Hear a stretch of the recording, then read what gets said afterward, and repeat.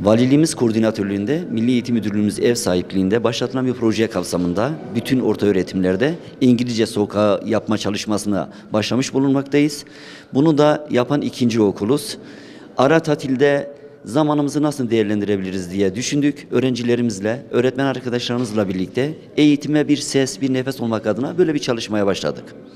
Bizim en büyük tatilimiz öğrencilerimizle birlikte olmak, onların yarınları hazırlanırken yanlarında bir rehber olarak bulunmak, çalışmalarda karınca kararınca destekte bulunmak amacıyla herkesin tatil olarak algıladığı bir dönemi bizler çalışarak, okulumuzu renklendirerek, eğitimi aslında sınıf dışına çıkarıp projeler üretmek olarak algılıyoruz. Bu nokta itibariyle de çalışmalarımız devam ediyor. Bütün okullarda olduğu gibi bizde de öyle. Bundan sonra da hep böyle devam edecek. Elbette istirahate de ihtiyacı vardır vücudun. Elbette dinlenilecek, gezilecek, yiyilecek, içilecek. Fakat hayatın anlamı ve varoluş nedeni bunlardan ibaret değildir. Biz bunları gerçekleştirirken asıl hedefimiz olan, asıl kitlemiz olan öğrencilerimizi de, okullarımızı da ihmal etmemeliyiz. Mutlak surette her işin bir zamanı vardır, bir yeri vardır.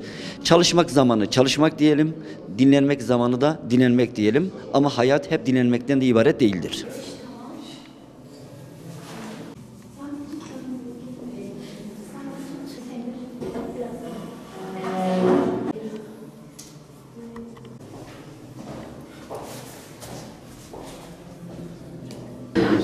Burada Ağrı kapsamında başlatılan bu projede öğretmenlerimiz ile destek vermekten, uygulamaktan çok mutluyuz öncelikli olarak. Burada havalimanı, restoran, sonra hediyelik eşya dükkanı, sinema, otelin resepsiyonu olarak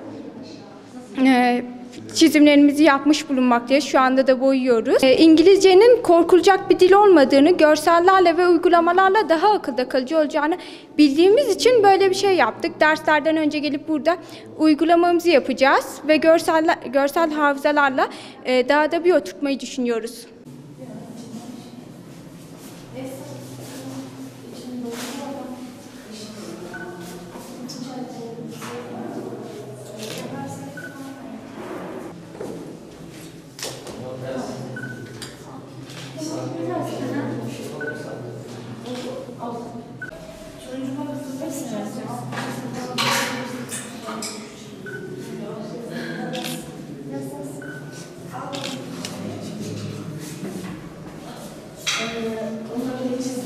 Kasım ayında verdiğimiz bu ara tatilde bu boş vaktimizi öğrencilerimizle birlikte daha faydalı geçirmek amacıyla bir yandan da öğrencilerimize İngilizceyi sevdirmek, İngilizcenin aslında korkulacak değil, sevilecek, daha çok böyle görsel olarak onları da cezbedebilecek bir şey olduğunu, öğrenmenin onlara çok şey katabileceğini, buradaki havaalanı, hastane, değişik konseptlerde kullanımında öğrencilere çok fayda sağlayacağını öğretmek amacıyla, göstermek amacıyla öğrencilerimizin katkılarıyla kolektif bir şekilde böyle bir çalışma yapmayı planladık.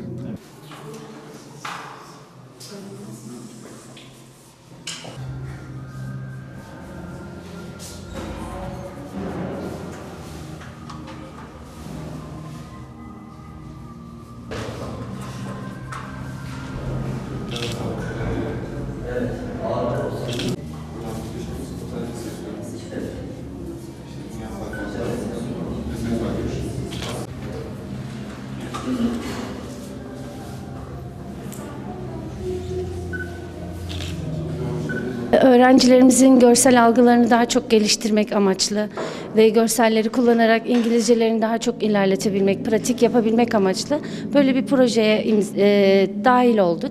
Beraber el attık. İngilizce öğretmenlerimize ben de destek vererek çocuklarla birlikte böyle bir çalışma yaptık. Pratik yaparak İngilizcelerini daha çok geliştireceklerini düşünüyoruz. Görsellerle daha çok akılda kalıcı olacak. Belki biz önce oluruz diğer okullarımıza ve diğer branşlara da önce oluruz. Koridorlarımız daha görsellerle dolarak çocuklarımızın öğrenmelerini daha hızlandırabileceğimize inanıyoruz.